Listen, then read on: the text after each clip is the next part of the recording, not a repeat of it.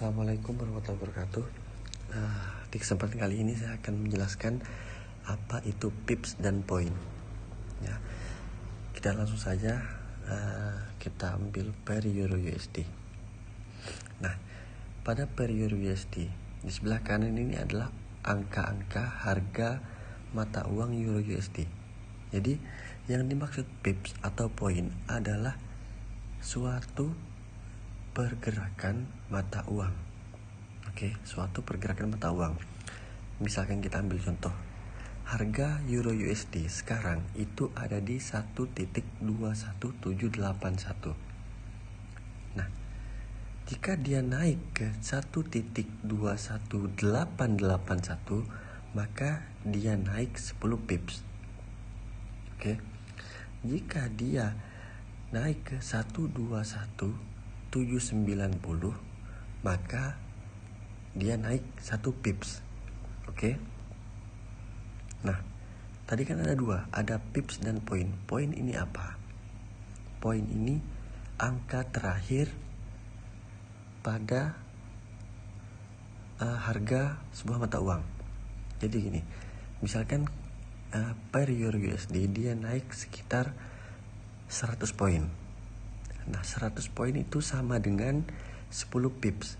Jadi kalau sekarang euro USD harganya di 121.780, jika dia naik 100 poin maka dia berada di harga 121.880. Jadi setiap 100 poin itu 10 pips. Setiap 10 poin itu 1 pips. Nah, kenapa kok ada pips dan poin? Sebenarnya pips dan poin ini itu berbeda. Berbedanya di mana? Pips ini dipakai pada broker yang menggunakan 4 digit. Kalau poin, dia digunakan pada broker yang menggunakan 5 digit. Maksudnya seperti apa? Maksudnya seperti ini. Di sini kan per euro USD 1.21777. Setelah titik itu ada 5 angka, ada 5 digit, 21776.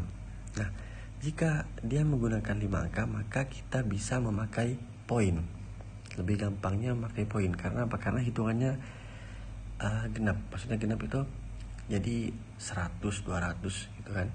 100, 200 itu 3 angka. Kalau misalkan kita pengen menggunakan pips di broker yang menggunakan 5 digit, maka kita pakainya jika dia naik 100 poin maka kita sebut 10 poin. Jika dia turun 100 poin maka kita sebut 10 pips. Turun 10 pips. Jadi kelipatannya gini. Jika 1 pips itu sama dengan 10 poin. Nah, 10 pips sama dengan 100 poin.